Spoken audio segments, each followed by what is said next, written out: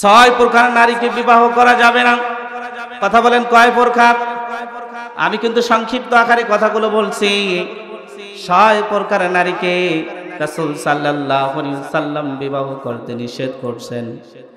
এক নাম্বার আন্নানা, দুই নাম্বার মান্নানা, তিন নাম্বার হান্নানা, চার নাম্বার হাদ্দাকা, পাঁচ নাম্বার বারাকা, ছয় নাম্বার হচ্ছে সাদ্দাকা। এই ছয় প্রকার নারীকে বিবাহ করা যাবে না। চ্যানেলটি সাবস্ক্রাইব করুন, বেল আইকনটি বেজে দিয়ে সাথেই থাকুন। তো সূরাতুন নিসা মানে কি? নারী। সূরাতুন নিসা মানে কি? নারী। তা আমি এখানে তিনটা বিষয়ে কথা বলবো। এক নম্বর বিষয় হচ্ছে,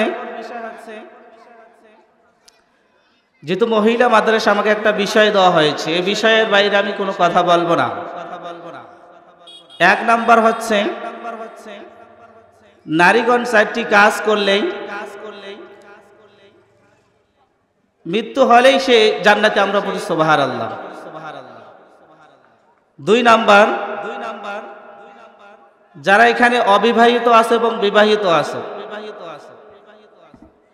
তাদের জন্য হচ্ছে এই মেসেজটি, ছয় প্রকার নারীকে বিবাহ করা যাবে না। কয় প্রকার? ছয় প্রকার নারীকে বিবাহ করা, শুনবেন তো। তিন নাম্বার হচ্ছে, ছয় প্রকার নারী জাহান্নামে যাবে। কয়টি বিষয়? তিনটি। এক নম্বর কি বিষয়? কোন নারী যদি চারটি কাজ করে সে মারা গেলেই কি জান্নাতে যাবে, আমরা বলি সুবহানাল্লাহ। আর ছয় প্রকার নারীকে বিবাহ করা যাবে না। আর ছয় প্রকার নারী কোথায় যাবে? জাহান্নামে যাবে। এটা পাবেন কোথায়? এটা বুখারী শরীফে পাবেন এবং হাদিস ইবনে হিব্বানিতে পাবেন 4163 নম্বর হাদিস। মুসনাদে আহমদে পাবেন 1661 নম্বর হাদিস। এই হাদিসগুলোকে আপনি যদি বাড়িতে যেয়ে দেখেন তাহলে এই বিষয়গুলো আপনি পাবেন ইনশাআল্লাহ। তাহলে আল্লাহ তাআলা বলেন, ইয়া আইয়ুহান নাসুত্তাকু রাব্বাকুমুল্লাযী খালাকাকুম মিন নাফসিন ওয়াহিদাতিন ওয়া খালাকা মিনহা যাওজাহা ওয়া বাথা মিনহুমা রিজালান কাসীরান ওয়া নিসাআ। আমরা বলি সুবহানাল্লাহ। আমি তোমাদেরকে এমনিতেই সৃষ্টি করি নাই। আমি তোমাদেরকে কেন সৃষ্টি করলাম? তোমাদেরকে এই বিষয়গুলো জানতে হবে। এজন্য আমি তোমাদেরকে সৃষ্টি করলাম। তোমরা আমার দাসত্ব করো, আমার ইবাদত করো। আমার দাসত্ব করো, আমার ইবাদত করো। তাহলে আমি আল্লাহ তাআলা তোমাদেরকে জান্নাতে দিয়ে দেব এবং তোমাদের জন্য ফুর্তি করার জন্য, আত্মার শরীরের শান্তি করার জন্য তোমাদেরকে আমি আল্লাহ তাআলা তোমাদের হার থেকে তোমাদের নারীদেরকে আমি সৃষ্টি করলাম। আমরা পড়ছি সুবহানাল্লাহ। রাসূল সাল্লাল্লাহু আলাইহি ওয়াসাল্লাম আম্মা জান আয়েশা রাদিয়াল্লাহু তাআলাকে গভীর রাত্রিতে মক্কার বিশাল মরুভূমির মাঝে নিয়ে গেলেন। যে প্রিয়তমা স্ত্রী আম্মা জান আয়েশা রাদিয়াল্লাহু তাআলাকে বললেন, ও আয়েশা, সারাদিন আমি আল্লাহর সেই প্রিয় কিতাব যালিকাল কিতাব আল কোরআনের কিতাবের দাওয়াত দেই মানুষকে, কোরআনের দাওয়াত দেই। দিনের বেলা আমি তোমাকে কোথাও ঘুরতে যাওয়ার সময় পাই না, সময় দিতে পারি না। আয়েশা রে, আজকে রাত্রিবেলায় গভীর রাত্রিতে তোমাকে এই মরুভূমির মধ্যে নিয়ে আসলাম, চলো আয়েশা আজকে আমরা দৌড়াদৌড়ি খেলে আমরা পড়ি সুবহানাল্লাহ। এটা হচ্ছে 1 নাম্বার সুন্নত। কয় নাম্বার? 1 নাম্বার সুন্নত। মাঝে মাঝে যারা এখানে বিবাহিত আছো তোমাদের স্ত্রীদেরকে নিয়ে তোমরা তোমাদের স্ত্রীকে নিয়ে ঘুরতে যাবা, কারণ রাসূল সাল্লাল্লাহু আলাইহি ওয়াসাল্লাম প্রিয়তমা স্ত্রী আম্মাজান আয়েশা রাদিয়াল্লাহু তাআলা কে নিয়ে কিন্তু ঘুরতে গিয়েছিলেন। ঘোরা কিন্তু কি সুন্নত, ঘোরা কি এই পৃথিবীটা দেখাতে হবে, এই পৃথিবী থেকে জ্ঞান অর্জন করতে হবে। সারাদিন নিজের স্ত্রীকে ঘরে বসে রাখলে হবে? হবে? স্ত্রীকে সময় দিতে হবে। কি করতে হবে? সময় দিতে হবে। আর আপনি যদি স্ত্রীকে সময় না দেন তাহলে স্ত্রীর প্রতি এটা কি জুলুম হয়ে যাবে, ঠিক কি না? আম্মা জান আয়েশা রাদিয়াল্লাহু তাআলা কে নিয়ে বিশ্বনবী দৌড়াদৌড়ি করলেন। রাসূল সাল্লাল্লাহু আলাইহি ওয়াসাল্লাম আম্মা জান আয়েশা রাদিয়াল্লাহু তাআলা দৌড়াদৌড়ি করতে রাসূল সাল্লাল্লাহু আলাইহি ওয়াসাল্লাম হেরে গেলেন। রাসূল সাল্লাল্লাহু আলাইহি ওয়াসাল্লাম কি হলেন? হেরে গেলেন। আসলে কি হেরে গিয়েছেন? আম্মা জান আয়েশা রাদিয়াল্লাহু তাআলাকে বিশ্বনবী জিতিয়ে দিয়েছেন। আমরা পড়ি সুবহানাল্লাহ। তাহলে নারীদের মন পেতে হলে কি করতে হবে? মাঝে মাঝে নিজেকে হারিয়ে দিতে হবে। কি করতে হবে? কথা বলেন না কেন? হারিয়ে দিতে হবে। কি করতে হবে? তাহলে স্ত্রীর প্রতি আপনার হক আদায় হবে। কয়েক বছর পর একই জায়গায় একই মরুভূমিতে আবার আম্মা জান আয়েশা রাদিয়াল্লাহু তাআলা কে নিয়ে বিশ্বনবী মরুভূমিতে চলে গেলেন। চলে যায় আম্মা জান আয়েশা রাদিয়াল্লাহু তাআলা কে বিশ্বনবী বললেন, ও আয়েশা, ওই যে ওই কথা তোমার কি মনে আছে? এই মরুভূমির মধ্যে তুমি আমাকে হারিয়ে দিয়েছিলা। আয়েশা রে, চলো আজকে আবার আমরা দৌড়াদৌড়ি করি, কে যেতে? আম্মা জান আয়েশা রাদিয়াল্লাহু তাআলা রেডি, বিশ্বনবীও রেডি। আবার দৌড়াদৌড়ি শুরু করে দিলেন। দেখা গেল বিশ্বনবী বিজয় অর্জন করলো, আম্মা জান আয়েশা রাদিয়াল্লাহু তাআলা হারিয়ে গেল। আমরা পড়ছি সুবহানাল্লাহ। বিশ্বনবী দেখলেন আম্মা জান আয়েশা রাদিয়াল্লাহু তাআলার মন খারাপ। নবী বলল, আয়েশা রে, তোমার মন খারাপ কেন? আম্মা জান আয়েশা রাদিয়াল্লাহু তাআলা বলল, আমি জিততে পারলাম না। বিষ্ণু বললেন, আয়েশা রে, ওই যে সেই সময় প্রথমবার যখন দৌড়াদৌড়ি করছি সেই সময় আমার চেহারাটা ছিল মোটা আর তুমি ছিলে চিকনা। এখন তুমি হয়ে গেছো মোটা আর আমি হয়ে গেছি চিকন, এই জন্য আমি ফার্স্ট হয়ে গেছি। আমরা বলি সুবহানাল্লাহ। তাহলে 1 নাম্বার বুঝা গেল, নিজের স্ত্রীদেরকে নিয়ে ঘুরতে যাইতে হবে, পৃথিবীটা দেখাইতে হবে, পৃথিবীর সৌন্দর্যগুলো দেখাইতে হবে, তাহলে স্ত্রী প্রতি এটা হক আদায় হবে। আর যারা সারাদিন স্ত্রীকে নিয়ে বাড়িতে বসে থাকবা, রুমে আটকে রাখবা, তাহলে এটা স্ত্রীদের ওপর হক আদায় হবে না, স্ত্রীর প্রতি এটা জুলুম হয়ে যাবে। এই কারণে কিন্তু পুরুষ আপনাকে জাহান্নাম খেতে হবে, ঠিক কি না? তাহলে স্ত্রীকে কি করতে হবে? পৃথিবীটা দেখাতে হবে আল্লাহর। এই পৃথিবীতে কি কি নিয়ামত আছে, এই নিয়ামত গুলো তাদের স্ত্রীকে জানাতে হবে, তাহলে কিন্তু স্ত্রীদের হক গুলো আদায় হবে। আমরা ইনশাল্লাহ স্ত্রীদেরকে নিয়ে ঘুরবো তো? ইনশাল্লাহ, ইনশাল্লাহ ঘুরবো তো। আমি এবার মূল পয়েন্টে চলে গেলাম। আল্লাহ রাসূল সাল্লাল্লাহু আলাইহি ওয়াসাল্লাম বলছেন, আল্লাহর কোন নারী যদি, আল্লাহর কোন প্রিয় বান্দি যদি 4টা কাজ করে, এই 4টা কাজ করার সাথে সাথে যদি আল্লাহর কোন প্রিয় বান্দি যদি মৃত্যু বরণ করে, তাহলে আল্লাহ তাআলা খুশি হয়ে সঙ্গে সঙ্গে তার নামটা জান্নাতে দিয়ে দিবে। আমরা পড়ি সুবহানাল্লাহ। কি কি কাজ? 1 নম্বরে, আল্লাহর কোন প্রিয় বান্দি যদি 5 ওয়াক্ত নামাজ পড়ে, 5 ওয়াক্ত সালাত আদায় করে। 1 নম্বর কি?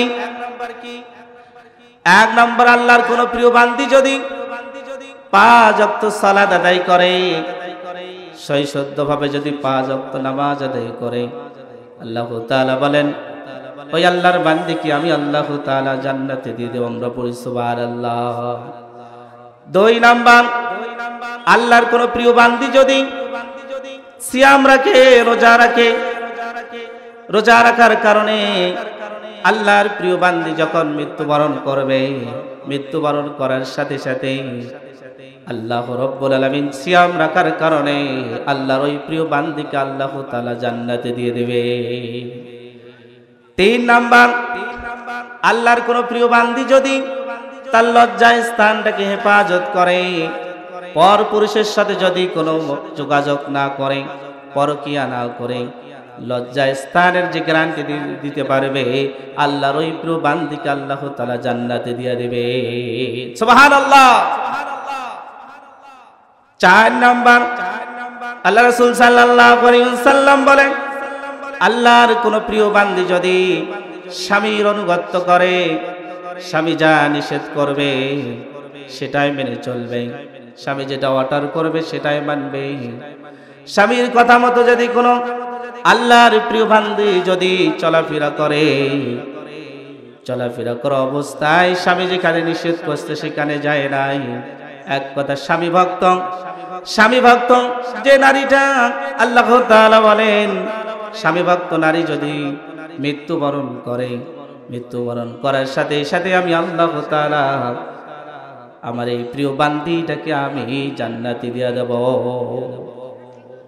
হাদিসে আসছে আল্লাহ রাসূল সাল্লাল্লাহু আলাইহি ওয়াসাল্লাম বলেন, কোন স্ত্রীর প্রতি যদি তার স্বামী যদি খুশি হয়, আল্লাহ তাআলা একটা কবুল হজ করার সব তার আমলনামায় দিয়ে দেয়। তাহলে স্বামীকে কি করতে হবে? খুশিতে রাখতে হবে। স্বামী যদি বাড়ি থেকে কাজে কোথাও যায়, কাজ শেষ করে যদি বাড়িতে আসে, আসার পরে যদি স্ত্রী বলে স্বামী এটা নাই, ওটা নাই, এটা দাও, ওটা দাও, তাহলে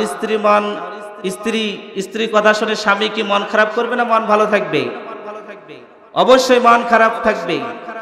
স্ত্রী যদি এটাই চিন্তা ভাবনা করে যে আমার স্বামী যখন এই কাজ শেষ করে বাড়িতে আসবে আমি লিস্ট দেব, আর স্বামীর মন খারাপ হয়ে যাবে। আর ওই স্ত্রীর উপর আল্লাহ তাআলা খুশি হয়ে যায় যে স্ত্রী স্বামী বাসায় আসতেই স্বামীর খেদমত করে, আর উপর থেকে আল্লাহ তাআলা খুশি হয়ে যায়। আমরা পড়ি সুবহানাল্লাহ। তার সম্মানিত উপস্থিতি, এই 4 প্রকার নারী, এই 4টি কাজ যদি আল্লাহ তাআলার কাছে করে, আল্লাহ তাআলা কাল কিয়ামতের দিন এই 4টি কাজ করার কারণে আল্লাহ তাআলা জান্নাতে দিবেন। আমরা পড়ি সুবহানাল্লাহ। রাসূল সাল্লাল্লাহু আলাইহি ওয়াসাল্লাম বলেন, 6 প্রকার নারীকে বিবাহ করা যাবে না। কথা বলেন কয় প্রকার? আমি কিন্তু সংক্ষিপ্ত আকারে কথাগুলো বলছি। 6 প্রকার নারীকে রাসূল সাল্লাল্লাহু আলাইহি ওয়াসাল্লাম বিবাহ করতে নিষেধ করছেন। 1 নাম্বার আন্নানা, 2 নাম্বার মান্নানা, 3 নাম্বার হান্নানা, 4 নাম্বার হাদ্দাকা, 5 নাম্বার বারাকা, 6 নাম্বার হচ্ছে সাদ্দাকা। এই 6 প্রকারের নারীকে বিবাহ করা যাবে না। এখানে যারা বাবারা আছো, এখানে যারা যুবকরা আছো, বাবাদেরকে অনুরোধ করছি, যুবকদের অনুরোধ করছি, যখন তোমরা বিয়া করার জন্য সিদ্ধান্ত নিবা, এই 6 প্রকার মেয়েকে বিবাহ করা যাবে না। কথা বলুন ঠিক কিনা? তাহলে এই 6 প্রকার মেয়েকে বিবাহ করা যাবে? বিবাহ করা যাবে। এখন চলে যান 1 নাম্বার আন্নারা কারণ, যে নারীগুলো আফসোস করে। কি করে? যে নারীগুলো আফসোস করে। কে আফসোস করে? তোমাকে বিয়া করে আমার সবকিছু ধ্বংস হয়ে গেছে। এরকম মেয়ে আসনা নাই, এরকম মেয়ে আসনা নাই। তাহলে আফসোস কি করে? যে তোমার আগে আমার একজন, আর তোমার সাথে বিয়া করার আগে একজনের সাথে আমার সম্পর্ক ছিল, সে আমাকে কাপড় দিয়েছিল, সব কিছু দিয়েছিল, সে আমার জন্য পারফেক্ট, তুমি আমার জন্য পারফেক্ট না। রাসূল সাল্লাল্লাহু আলাইহি ওয়াসাল্লাম বলেন, এই সমস্ত মেয়েদেরকে বিবাহ করা যাবে না। তাহলে 1 নাম্বার গেল আফসোস যারা করে, যে মেয়েগুলো, যে মহিলাগুলো আফসোস করে আপনাকে পেয়ে সে শান্তি না। আল্লাহ রাসূল সাল্লাল্লাহু আলাইহি সাল্লাম তাকে বলেছেন, হান্নারা, এই সমস্ত মেয়েদেরকে বিয়ে করা যাবে না। 2 নাম্বার মান্নানা কারণ যে মেয়েগুলো পরকিয়া করে, যে মেয়েগুলো প্রেম করে, যে মহিলাগুলো পরকিয়া করে, আপনি যদি শোনেন বিয়ে করার পরে যদি আপনার স্ত্রী যদি পরকিয়া করে, আপনি কোথাও বিচার দেবেন না, মসজিদে বিচার দিবেন না, মেম্বারকে বিচার দিবেন না, চেয়ারম্যানকে বিচার দিবেন না, কোথাও বিচার দিবেন না। ডাইরেক্ট আপনার স্ত্রীকে নিয়ে আপনি আপনার ঘরে বসবেন, আপনার স্ত্রীকে নিয়ে। কারণ রাসূল সাল্লাল্লাহু আলাইহি সাল্লাম আগেই জানিয়ে দিয়েছেন, আজ থেকে ১৫০০ বছর আগেই রাসূল সাল্লাল্লাহু আলাইহি সাল্লাম জানিয়ে দিয়েছেন এই কাজগুলো হবে। এজন্য বিনীত অনুরোধ করছি, যারা আমরা বিবাহ করছি, এই জিনিসগুলো যদি আমরা জানতে পারি, তাহলে আমার স্ত্রীদেরকে নিয়ে আমরা নিজেই বসবো। তৃতীয় পক্ষ যখনই ডাক দিবেন তখনই কিন্তু ভেজাল বেড়ে যাবে, ঠিক কি না? তাহলে আপনার স্ত্রীকে আপনি নিজেই নিয়ে রুমের মধ্যে বসবেন, তার সমস্যাগুলো তাকে নিয়ে খুলে বলবেন। আর আপনার স্ত্রী যদি ঠিক আপনাকে মহব্বত করে, ভালোবাসে, আপনার সম্মান যদি করে, তাহলে অবশ্যই আপনার কথা মানবে। আর যদি আপনার কথা না মানে, তাহলে তার বাবা মাকে জানাতে হবে। জানার পরেও যদি আপনার স্ত্রী যদি পরকীয়ায় লিপ্ত হয়, তাহলে তৃতীয়বার আপনার স্ত্রীকে তালাক দিতে হবে, ঠিক কি না? তালাক দিতে হবে।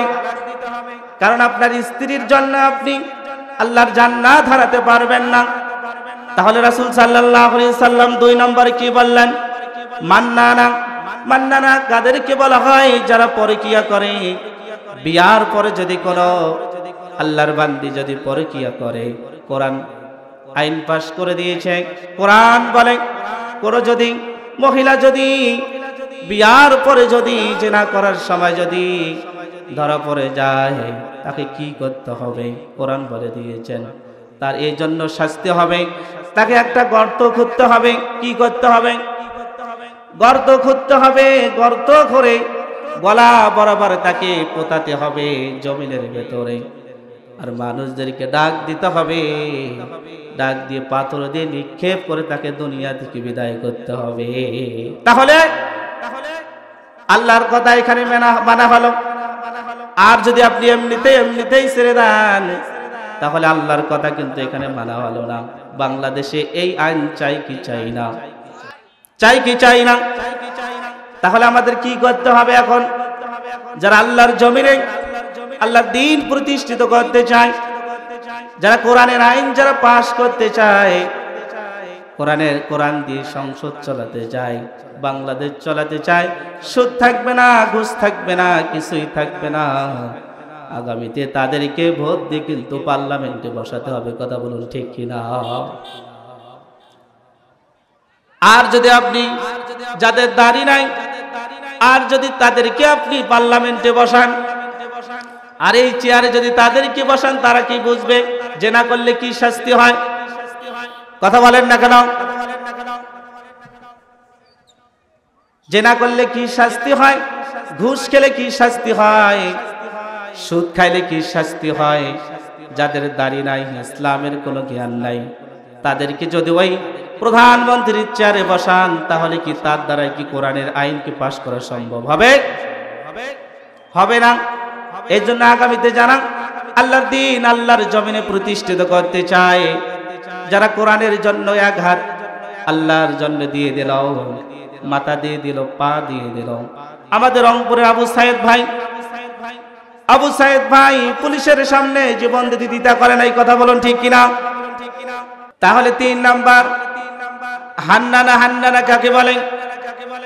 যারা বলে স্বামীর বেতন কম, স্বামীর আয় কম। ও স্বামী, তোমার টাকা দিয়ে আমার বাপের বাড়িতে আমি কিছুই দিতে পারি না, আমার ভাইকে আমি কিছুই দিতে পারি না, আমার বাবাকে আমি কিছুই দিতে পারি না। ঈদের সময় আমি আমার বাবাকে, আমার মাকে, আমার ভাইকে, আমার বোনকে, আমার বন্ধুকে, আমার বান্ধবীকে তোমার টাকা দিয়ে আমি কিছুই দিতে পারি না। তোমার কারণে আমার মান সম্মান গুলো শেষ, আমি কোথাও যেতে পারি না। তোমাকে নিয়ে আমি কোনো বড় জায়গায় যেতে পারি না, তোমার কারণে আমার মান সম্মান গুলো শেষ। এই সমস্ত নারীগুলো আজ না নাই, স্বামীকে খোটা দেয় কি দেয় না। তাহলে কোন আল্লাহর বান্দি যদি এই কথাগুলো বলে, এই চিন্তাগুলো করে, তাহলে 3 নাম্বার, তাহলে এই সমস্ত মেয়েদেরকে বিবাহ করা যাবে না। 4 নাম্বার হাত দেখা। হাত দেখা কাকে বলে? যে নারীগুলোর লোভ বেশি, লালসা বেশি। এই সমস্ত নারী আসনা নাই। কথা বলুন, আসনা নাই। মন কি আমার দিকে আছে ভাই? মন কি আছে? 2 হাত ধরে তাকবীর, লিল্লাহি তাকবীর, লিল্লাহি তাকবীর। তাহলে 4 নাম্বার হাত দেখা কাকে বলে? যে মেয়েদের, যে মহিলাদের লোভ লালসা বেশি, লোভ লালসা বেশি। এটা কিনতে হবে, ওটা কিনতে হবে, এই স্বামীকে পরিবর্তন করতে হবে, এই স্বামী দিয়ে চলবে না, অন্য স্বামীকে নিতে হবে, এর এটা ভালো, ওর ওটা ভালো। এই সমস্ত মেয়েদেরকে, এই সমস্ত মহিলাদেরকে বিবাহ করা যাবে না, ঠিক না? তাহলে 5 নাম্বার বাররাকা। বাররাকা কাকে বলে? বাররাকা শব্দের অর্থ হলো যে মহিলাগুলো, যে মেয়েগুলো সাজগোজ করে, এই সমস্ত মহিলা আজ নারাই। ওরে বাবা, স্বামীর জন্য সাজগোজ করে না, আর ওই যে আস্তার ছেলেদের জন্য সাজগোজ করে, এরকম মহিলা আজ নারাই, আজ নারাই। আমার বাড়ি কিন্তু এখানেই, আমি কিন্তু সব ব্যাপার জানি, জানি নাকি জানি না? তাহলে আপনাকেই বলছি পুরুষ, আপনাকেই বলছি বাবা, আপনাকেই বলছি যুবক ভাই। 5 নম্বর রাসূল সাল্লাল্লাহু আলাইহি সাল্লাম বললেন বাররাকা। বাররাকা শব্দের অর্থ হচ্ছে যে মহিলা, যে মেয়ে সাজগোজ করে, সাজগোজ নিয়ে ব্যস্ত থাকে, সাজগোজ করে, নিজের স্বামীর জন্য সাজগোজ করে না, ঘুরতে যাবে সাজগোজ করে, দাওয়াত খেতে যাবে সাজগোজ করে, কোনো বড় অনুষ্ঠানে যাবে, ছোট অনুষ্ঠানে যাবে, মামার বাড়ি যাবে, বাবার বাড়ি যাবে, সাজগোজ করে। এই সমস্ত মেয়েদেরকে বিবাহ করা যাবে যাবে না। এই বিষয়গুলো আমি ভেঙ্গে ভেঙ্গে দেব। 6 নাম্বার সাদ্দাকা। সাদ্দাকা কাকে বলে? সাদ্দাকা আল্লাহ রাসূল সাল্লাল্লাহু আলাইহি সাল্লাম বললেন যে মেয়েগুলো বক বক করে, খুব কথা কয়, বক বক করা মেয়েগুলো আছে না নাই, যেটাকে বাসাল বলে। তাহলে 1 নাম্বার আন্নানা। আন্নানা কাকে বলে? যে নারীগুলো আফসোস করে। 2 নাম্বার মান্নানা, যারা পরকীয়া করে, প্রেম করে। 3 নাম্বার হান্নানা। হান্নানা কাকে বলে? স্বামীকে বলে আয় কম, বেতন কম, এটা কম, ওটা কম। আল্লাহ রাসূল সাল্লাল্লাহু আলাইহি সাল্লাম বলেন 4 নম্বরে হাদ্দাকা। হাদ্দাকা কাকে বলে? যার লোভ বেশি, লালসা বেশি। 5 নাম্বার বাররাকা। বাররাকা মানে সাজগোজ বেশি করে। 6 নম্বর হচ্ছে সাদ্দাকা। সাদ্দাকা মানে যে নারীগুলো, যে মেয়েগুলো বক বক করে, টক বক করে, ঝগড়া করে, ঝাঁটি গলে। এই 6 প্রকার মেয়েকে আল্লাহ রাসূল সাল্লাল্লাহু আলাইহি সাল্লাম যুবকদেরকে বিবাহ করতে নিষেধ করছেন। আর যারা বিবাহ করছে, বিবাহ করার পরে যদি এই 6টা চিহ্ন পাওয়া যায়, সঙ্গে সঙ্গে তোমার স্ত্রীকেই পরিবর্তন করতে হবে। রাসূল সাল্লাল্লাহু আলাইহি সাল্লাম এখানে আদেশ করছে, ঠিক কি না? তাহলে এই 6 প্রকার মেয়েকে বিবাহ করা যাবে না।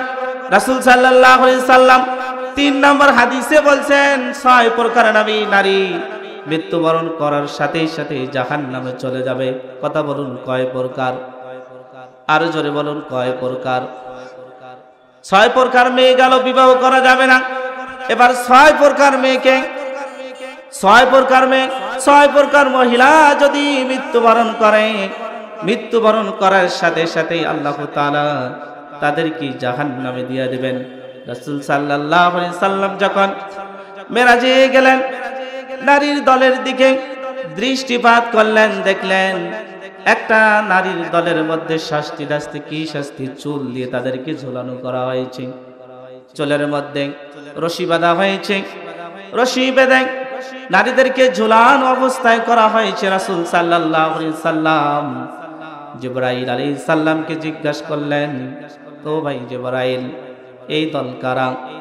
জিবরাইল আলাইহিস সালাম বললেন, ইয়া রাসূলুল্লাহ, ইয়া হাবিবাল্লাহ, ওই সমস্ত দুনিয়ার নারী, ওই সমস্ত দুনিয়ার মহিলা যারা তাদের চুলগুলো ছেড়ে দিয়ে রাস্তাঘাটে ঘোরাফেরা করছে, চুলগুলো ছেড়ে দিয়ে স্বামীর মোটর সাইকেলে চড়ে অনুষ্ঠানে গিয়েছে, ঘুরতে গিয়েছে, অন্যান্য জায়গায় চলে গিয়েছে, কিন্তু তারা দুনিয়ায় শয়তানের লোভে পড়ে, শয়তানের ফাঁদে পড়ে তাদের চুলগুলো পরপুরুষে দেখাইছে। জিবরাইল আলাইহিস সালাম বললেন, নবী গো, ইয়া রাসূলুল্লাহ, ইয়া হাবিবাল্লাহ, চুলগুলো ছাড়ার কারণে, চুলগুলো পরপুরুষ দেখার কারণে তাদের এই শাস্তি হচ্ছে। আমরা চিৎকার বলি নাউজুবিল্লাহ। সম্মানিত মা বোনেরা, আজকের এই বিষয়গুলো আপনাদের জন্য, আপনাদের কথাগুলো শুনতে হবে। আল্লাহ রাসূল সাল্লাল্লাহু আলাইহি ওয়াসাল্লাম বললেন, কোন মহিলার যদি একটা চুল যদি পরপুরুষ দেখে, কিয়ামতের দিন 70টা সাপ হয়ে তাকে দংশন করবে। আপনি বাবা এখানে উপস্থিত আছেন, আপনি বড় ভাই এখানে উপস্থিত আছেন, আপনার বোন চুল ছাড়ি দিয়ে যে কলেজে যায় আপনি যে নিষেধ করেন নাই, আপনি বাবা এখানে উপস্থিত আছেন, আপনার মেয়ে যে চুল ছাড়ি দিয়ে এই যে কলেজে, ইউনিভার্সিটি, বিশ্ববিদ্যালয়ে যাচ্ছে, এখানে যাচ্ছে, ওখানে যাচ্ছে, আপনি বাবা আপনার কি সমস্যা, আপনি গাইডলাইন দেন না কেন? আপনার মেয়েকে আপনি নিষেধ করেন না কেন? মা গো, ও মা, আমরা হচ্ছি মুসলমান, আমাদের ধর্ম আছে ইসলাম, কোরআন হচ্ছে সংবিধান, আমাদেরকে কোরআন মেনে চলতে হবে। ও মা, তোমাকে মাথার কাপড় দিতে হবে, তারপর তোমাকে কলেজে যেতে হবে, ইউনিভার্সিটি, বিশ্ববিদ্যালয়ে যাইতে হবে। আমি আপনাদের পায়ে হাত দিয়ে বলি, খাস করে আমাদেরকে জানতে হবে, আমাদের কারণে আমাদের বোনগুলো জাহান্নামে চলে যাচ্ছে, আমাদের মেয়েগুলো জাহান্নামে চলে যাচ্ছে। আমরা চাই না কোনো বোন, কোনো মেয়ে, কোনো মা জাহান্নামে চলে যাও। তাহলে রাসূল সাল্লাল্লাহু আলাইহি ওয়াসাল্লাম বললেন, কোন আল্লাহর বান্দি যদি চুল ছাড়ি দিয়ে রাস্তাঘাট দিয়ে চলে যায়, আল্লাহ তাআলা তার পূর্বের সকল আমলগুলো নষ্ট করে দেয়। রাসূল সাল্লাল্লাহু আলাইহি ওয়াসাল্লাম বলেন, ওই সাপ যদি দুনিয়ায় একবার যদি নিঃশ্বাস ফেলে, একটা নিঃশ্বাস ফেলার কারণে পৃথিবীটা সারকার করে যাবে। আমরা বলি নাউজুবিল্লাহ। তাহলে কি বিশাল সাপ, আর সাপের কি বিষ।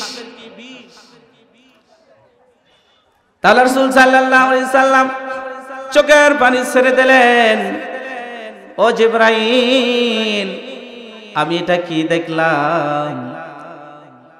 আমার উম্মতের নারীগুলো, আমার উম্মতের আল্লাহর বান্দিগুলো এইরকম শাস্তি হচ্ছে। আমি এটা চাই না, আমি এটা চাই না। রাসূল সাল্লাল্লাহু আলাইহি ওয়াসাল্লাম আর একটা দলের দিকে তাকালেন, দেখলেন নারীদেরকে কি করা হচ্ছে, তাদের জিহ্বাগুলো কেটে দেওয়া হচ্ছে। রাসূল সাল্লাল্লাহু আলাইহি ওয়াসাল্লাম জিবরাইল আলাইহিস সালামকে বললেন, ও ভাই জিবরাইল, এই যে আমার দ্বিতীয় দলটাকে, আল্লাহর বান্দীদেরকে কেন তাদের জিহ্বাগুলো কাটা হচ্ছে? জিহ্বাগুলো কেন কাটা হচ্ছে? জিবরাইল আলাইহিস সালাম বলেন, ইয়া রাসূলুল্লাহ, ইয়া হাবিবাল্লাহ, দুনিয়ার ওই সমস্ত নারীগুলো, ওই সমস্ত আল্লাহর বান্দীগুলো যারা এই মুখখান দিয়ে মিথ্যা কথা বলেছে, এই মুখ দিয়ে কথাগুলো নড়িয়েছে, এর কথা অক লাগিয়ে দিয়েছে, ঝগড়া লাগিয়ে দিয়েছে, ঝগড়া লাগতে লাগতে আল্লাহর বান্দা বান্দির তালাক পর্যন্ত চলে গেছে। আমরা পড়ি নাউজুবিল্লাহ। তাহলে রাসূল সাল্লাল্লাহু আলাইহি সাল্লাম দুই নাম্বার দলকে দেখলেন। কি দেখলেন? রাসূল সাল্লাল্লাহু আলাইহি সাল্লাম দেখলেন নারীদের শাস্তি হচ্ছে, তাদের জিহ্বাগুলো আগুনের কেসি দিয়ে কাটা হচ্ছে। রাসূল সাল্লাল্লাহু আলাইহি সাল্লাম বললেন, হে ভাই জিবরাইল, এটা কারা? জিবরাইল বললেন, ইয়া রাসূলুল্লাহ, দুনিয়ার আপনার ওই সমস্ত উম্মত যে নারীগুলো এর কথা নাকি অক লাগিয়ে দিছে, এই জিহ্বা দিয়ে মিথ্যা কথা বলছে, জিহ্বা দিয়ে কথাগুলো উলটপালট করছে, তাদের এই শাস্তি হচ্ছে। আমরা পড়ি নাউজুবিল্লাহ। তিন নাম্বার, রাসূল সাল্লাল্লাহু আলাইহি সাল্লাম দেখলেন মহিলাদের লজ্জায় স্থানে কি করা হচ্ছে। লজ্জায় স্থানে লোহাগুলো গরম করে করে লজ্জায় স্থানে পার দেওয়া হচ্ছে, আঘাত করা হচ্ছে। রাসূল সাল্লাল্লাহু আলাইহি সাল্লাম বললেন, জিবরাইল, এরা কারা? জিবরাইল আলাইহিস সালাম বললেন, নবী গো, ইয়া রাসূলুল্লাহ, ইয়া হাবিবাল্লাহ, আপনার উম্মতের ওই সমস্ত নারীগুলো যারা লজ্জা স্থানটাকে হেফাজত করে নাই, স্বামী আছে, স্বামী গিয়েছে ঢাকায়, স্বামী গিয়েছে বিদেশে, স্বামী গিয়েছে চাকরিতে, রাত 2টা 12টা 3টার সময় অন্য পুরুষকে ডাকে মাস্তি মেরেছে, এই সমস্ত নারী আসনারাই। স্বামীকে বিদেশ পাঠিয়ে দিয়েছে টাকা রোজগার করার জন্য, স্বামীকে ওয়াটের কাজ করার জন্য ঢাকা পাঠিয়ে দিয়েছে, স্বামীকে টাকা রোজগার করার জন্য, চাকরি করার জন্য বাইরে পাঠিয়ে দিয়েছে, আর মোবাইল ফোনে অন্য পুরুষের সাথে সম্পর্ক করে রাত 1টা 2টার সময় ওই নারী পর পুরুষটাকে মিটমাট করে, মিল মোহাব্বত করে, এই সমস্ত নারীগুলো আসনারাই। রাসূল সাল্লাল্লাহু আলাইহি সাল্লাম বললেন, 3 নম্বরে অবৈধ সম্পর্ক যে নারীগুলো করে, নিজের স্বামী বাদে অন্য পুরুষের সাথে সম্পর্ক জড়িয়ে মজা মারে, এই সমস্ত নারীগুলো জাহান্নামে যাবে। রাসূল সাল্লাল্লাহু আলাইহি সাল্লাম দেখলেন আগুন দিয়ে গরম করে লোহাগুলো গরম করে লজ্জা স্তরে বাঁধ দেওয়া হচ্ছে, আঘাত করা হচ্ছে। জিবরাইল আলাইহিস সালাম বললেন, নবী গো, দুনিয়ার ওই সমস্ত আপনার বান্দি যারা স্বামীকে ছেড়ে অন্য পুরুষের সাথে নষ্ট করেছে, এটা করছে ওটা করছে, তাদের এই শাস্তি হচ্ছে। 4 নম্বরে রাসূল সাল্লাল্লাহু আলাইহি সাল্লাম দেখলেন একটা দলকে গরম পানি দিয়ে তাদেরকে গোসল করা হচ্ছে। এই গরম পানিগুলো একটা মানুষ যদি খায়, খাবারের সাথে সাথে নার ভরি কলজাগুলো সব পায়খানা রাস্তা দিয়ে বার হয়ে যাবে। রাসূল সাল্লাল্লাহু আলাইহি সাল্লাম অবাক হয়ে গেলেন। জিবরাইল আলাইহিস সালামকে বললেন, ও ভাই জিবরাইল, এরা কারা? জিবরাইল আলাইহিস সালাম বললেন, ইয়া রাসূলুল্লাহ, ইয়া হাবিবাল্লাহ, দুনিয়ার ওই সমস্ত নারী, কোন নারী স্বামীর সাথে সহবাস করার পরে গোসল করতে লেট করেছে, এই সমস্ত মহিলা আসনারাই সহবাস করার পরে সে ফরজ গোসল আদায় করে না, অনেক লেট করে, সকাল থেকে সন্ধ্যা হয়ে যায়, ফরজ গোসল করে না। ফরজ গোসল না করার কারণে আল্লাহ তাআলা জাহান্নামের নিযুক্ত ফেরেশতাগুলো তাদেরকে গরম পানি দিয়ে গোসল করাচ্ছেন। যখন এই মাথার উপরে গরম পানিগুলো দিচ্ছে, চুলগুলো গরম পানির সাথে সাথে জমিনে পড়ে যাচ্ছে, চামড়াগুলো পুরো খসে খসে যাচ্ছে। সম্মানিত মা বোনেরা, 4 নম্বরে স্বামীর সাথে সহবাস করার পরে যদি আপনি আপনার ফরজ গোসল যদি না করেন, আল্লাহ রাসূল সাল্লাল্লাহু আলাইহি সাল্লাম বলছেন, মৃত্যুর পরে আপনার জন্য এই শাস্তি হবে। যতদিন আপনার জাহান্নামে থাকবেন ততদিন আপনার এই শাস্তি হবে। কি শাস্তি? গরম পানি দিয়ে আপনাকে গোসল করা হবে। শুধু এই গরম পানি দিয়ে গোসল করলে কি হবে? আপনার চুলগুলো খসে যাবে, মগজগুলো টকবক হয়ে যাবে, কানের ছিদ্র দিয়ে আপনার মগজগুলো বার হয়ে যাবে। তাহলে 5 নম্বরে রাসূল সাল্লাল্লাহু আলাইহি সাল্লাম বলেন, 5 নম্বরে যে মহিলাগুলো মৃত্যুর পরে জাহান্নামে চলে যাবে, যে মহিলাগুলো পরনিন্দা, স্বামীকে পছন্দ করে না, এই সমস্ত মহিলা আসনারাই। স্বামী একটু কালা, স্বামী একটু কালা, স্বামী একটু খানো, এই স্বামী চলবে না, এই সমস্ত মেয়েরা আসনা নাই, এই সমস্ত মেয়েরা আসনা নাই। তাহলে বিয়ার আগে যদি বাবা মা যদি বিয়া ঠিক করে, আর যদি স্বামী যদি কালা হয় আর স্বামী যদি খাটো হয়, তাহলে ওই নারীর মন খারাপ, এই সমস্ত নারী আসনারাই। আর যদি বিয়ার পরে আপনার ইঞ্জিন না আসলে তার আরো শেষ, ঠিক কিনা? এরকম মেয়ে আসনা নাই। মেয়েদের ধৈর্য কম, কারণ সবর করতে হবে, ধৈর্য ধরতে হবে। আম্মাজান খাদিজা রাদিয়াল্লাহু তাআলা কি রকম ধৈর্য ধরলেন? আম্মাজান খাদিজা রাদিয়াল্লাহু তাআলার বয়স 40 বছর, আমার প্রাণপ্রিয় রাসূলের বছর কিন্তু 25 বছর, ঠিক কিনা? রাসূল সাল্লাল্লাহু আলাইহি সাল্লাম যখন গরিব ছিলেন, আম্মাজান খাদিজাতুল কুবরা রাদিয়াল্লাহু তাআলা কিন্তু বিশাল সম্পদের মালিক ছিলেন। বিশাল সম্পদ ছেড়ে দিয়ে কিন্তু আল্লাহ রাসূল সাল্লাল্লাহু আলাইহি সাল্লামকে বিবাহ করছে। আমরা বলি সুবহানাল্লাহ। কোনো অহংকারী ছিল না, কোনো পরনিন্দা ছিল না, কিছুই ছিল না। আম্মা জান খাদিজা রাদিয়াল্লাহু তাআলার মতো হতে হবে, তাহলে আপনি জান্নাত পাবেন। আম্মা জান খাদিজা রাদিয়াল্লাহু তাআলার মতো যদি আপনি না হন, তাহলে আপনার জন্য জান্নাত হারাম, আপনার জন্য জাহান্নাম রেডি করা আছে। তাহলে 5 নম্বরে, যে মহিলাগুলো স্বামীকে নেন্দে, স্বামীকে পছন্দ করে না, বিয়ার পরে অন্য অন্য স্বামীকে পছন্দ করে, হ্যান্ডসাম ছেলেদেরকে পছন্দ করে, আল্লাহ রাসূল সাল্লাল্লাহু আলাইহি ওয়াসাল্লাম বললেন মৃত্যুর পরে সঙ্গে সঙ্গে 5 নম্বরে এই নারীটা জাহান্নামে চলে যাবে। 6 নম্বর, যে নারীগুলো কি করে, যে নারীগুলো হিংসা করে, যে নারীগুলো দান করার পর খোটা করে, যে নারীগুলো হিংসা করে, যে নারীগুলো দান করার পর খোটা করে, এই সমস্ত নারীগুলো আসনারাই। আমার স্বামী মসজিদে 5000 টাকা দান করছে, ওই স্ত্রী এলাকার মধ্যে বলে বেড়ায় কি বেড়ায় না, এরকম মেয়েরা আসনা নাই, এরকম মহিলারা আসনা নাই, আসনা নাই। তাহলে 6 নম্বরে, যারা দান করার পরে কি করে, এলাকায় বলি বেড়ায় আমার স্বামী আজকে তাফসীরুল কোরআন মাহফিলের প্রধান অতিথি, সভাপতি, এটা ওটা বলি বেড়ায়। আল্লাহ রাসূল সাল্লাল্লাহু আলাইহি সাল্লাম বললেন, যে মহিলা হিংসা করে, মানুষের সংসারে হিংসা করে ঝগড়া লাগিয়ে দেয়, তাফসীরুল কোরআন মাহফিলে আমার স্বামী প্রধান অতিথি, সভাপতি, বিশেষ অতিথি, এই চিন্তা ভাবনা যাদের স্ত্রী করবে, আল্লাহ রাসূল সাল্লাল্লাহু আলাইহি সাল্লাম বললেন তাদেরকে আল্লাহ তাআলা মৃত্যুর পরে জাহান্নামে দিবে।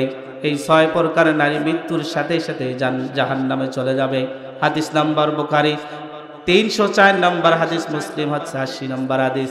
হাদিসগুলো এখানে পাবেন। আল্লাহ তাআলা আমাদেরকে, আমাদের মা বোনদেরকে পর্দা রাখার তৌফিক আমরা পড়ি, আমিন। তাহলে 1 নম্বরে কি বললাম, আল্লাহর কোন প্রিয় বান্দি যদি 4টি কাজ করে, 4টি কাজ করার সাথেই সাথেই আল্লাহ তাআলা তাদেরকে জান্নাতে দিয়ে দেবে, আমরা পড়ি সুবহানাল্লাহ। 2 নম্বরে 6 প্রকার নারীদেরকে, 6 প্রকার মেয়েদেরকে বিবাহ করা যাবে, বিবাহ করা যাবে। তাহলে 3 নম্বরে কি বললাম, 6 প্রকার নারী কি হবে, মৃত্যুর সাথে সাথে কি হবে, কথা বলেন, মৃত্যুর সাথে সাথে জাহান্নামে চলে যাবে। এই 3টা বিষয় আমরা মানবো, ইনশাআল্লাহ মানবো তো? মুখস্থ হয়েছে তো নাকি? আচ্ছা, কাদের মুখস্থ হয়েছে বলেন তো? 6 প্রকার মেয়েকে বিয়ে করা যাবে না, কি কি বলেন তো? কথা বলেন, কি কি? 1 নম্বর আন্নানা, 1 নম্বর কি? কথা বলেন, 1 নম্বর আন্নানা, 2 নম্বর মান্নানা, 3 নম্বর হান্নানা, 4 নম্বর হাদ্দাকা, 5 নম্বর বাররাকা, 6 নম্বর সাদ্দাকা। সম্মানিত ভাইরা, আপনাদের এই 6টা জিনিস মুখস্থ রাখতে হবে। কয়টা? কথা বলুন, কয়টা? এই 6 প্রকার মেয়েকে বিবাহ করা যাবে। আর আপনি যদি বিবাহ করেন আর পরে যদি আল্লাহ বিচার দান হবে, ভুলকার, কথা বলেন, ভুলকার। তাহলে আপনাদেরকে এখন বুঝতে হবে 6 প্রকার মেয়েকে বিবাহ করা যাবে না। আল্লাহ রাসূল সাল্লাল্লাহু আলাইহি ওয়াসাল্লাম মদিনা থেকে মক্কায় চলে আসলেন। চলে এসে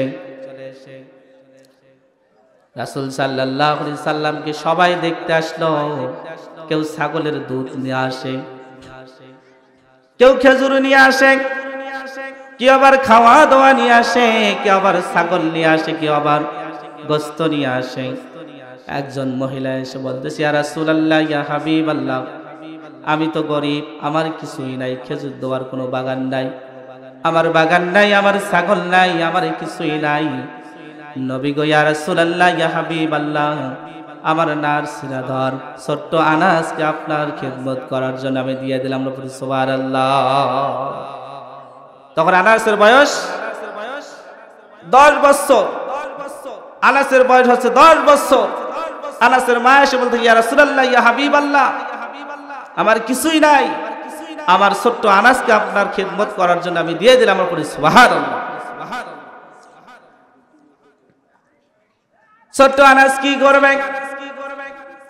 রাসূল সাল্লাল্লাহু আলাইহি ওয়াসাল্লাম ছোট্ট আনাসকে দায়িত্ব দিলেন, ও আনাস, আমি যখন গোসল করতে যাব,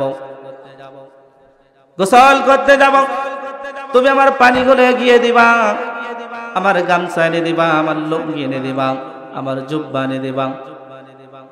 আনাস রাদিয়াল্লাহু তাআলা হাদিসে বলেন, আনাস রাদিয়াল্লাহু তাআলা হাদিসে বলেন, বিশ্ব নবীর আমি 10 বছর খেদমত করছি। কয় বছর? কথা বলেন, কয় বছর? ছোট্ট আনাস বলে, নবীজির আমি 10 বছর খেদমত করছি।